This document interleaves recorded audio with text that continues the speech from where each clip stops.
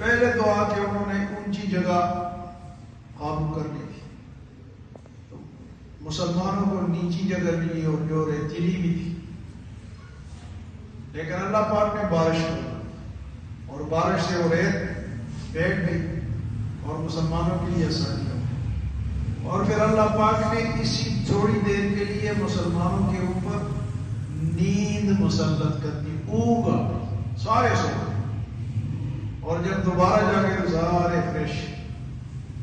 نیند ایک ایسی چیز ہے نا، یہ اللہ کی ایک نعمت ہے۔ اللہ فرماتا ہے اذ یغشیکم النعاس امنۃ منہ، جب ہم نے آپ پر اونگ طاری کی تو اس سے صحابہ کرام فریش ہو گئے۔ اور پھر یہ ہے کہ اللہ پاک نے فرشتوں کو بھیجا کہ جاؤ اور مسلمانوں کی مدد کرو۔ تو وہ علامہ اقبال کا شعر ہے جس کا ہے کہ فضائے بدر پیدا کرو کہ فرشتے تیری نصرت کو، فضائے بدر پیدا کر، ایسے مسلمان بننا، بدر والے بنے، فضائے بدر پیدا کر کے فرشتے تیری نصرت کو، گردوں سے اتر سکتے ہیں قطار اندر قطار، ابھی بھی فرشتے ہمارے لیے مدد کے لیے آ سکتے ہیں، لیکن ہم وہ مسلمان نہیں، اس لیے مار کھا رہے ہیں، ورنہ اللہ پاک فرشتے بھیجے۔ تو حضور صلی اللہ علیہ وسلم نے تھوڑی سی مٹی اٹھائی اور یوں کافروں کی طرف پھینک دی۔ اب یہ ایک ایسا معجزہ ہوا کہ ہر کافر کے آنکھ میں وہ مٹی پہنچ گئی اور سب آنکھیں ملتے رہے، اور ادھر سے مسلمانوں نے جہاد شروع کیا۔ جبرائیل علیہ السلام آئے، میکائیل علیہ السلام 500 فرشتوں کے جھرمٹ میں آئے، پیلی پگڑیاں ان کی باندھی ہوئی تھی۔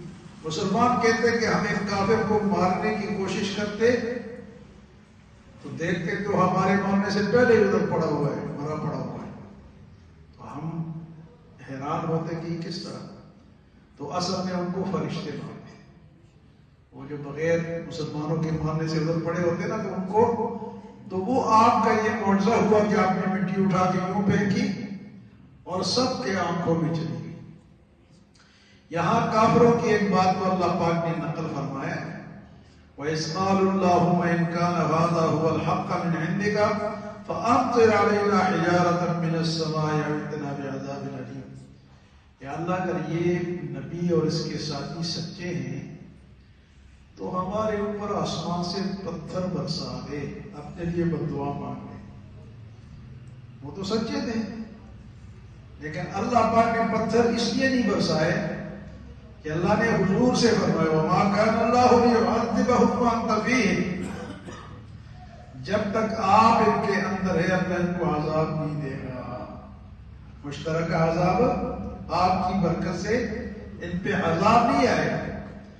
اور ایک تو یہ بات ہے کہ حضور کی موجودگی، اور دوسری بات فرمایا وَمَا كَانَ اللَّهُ مُعَذِّبَهُمْ وَهُمْ يَسْتَغْفِرُونَ، اور جب تک یہ معافی مانگتے رہیں گے تب بھی ان پہ عذاب نہیں آئے گا۔ ایک حضور صلی اللہ علیہ وسلم کی موجودگی ہے، دوسرا استغفار۔ استغفار کی اتنی برکت ہے کہ اللہ استغفار کی برکت سے سب کو بچاتا ہے، پڑھتے رہنا چاہیے۔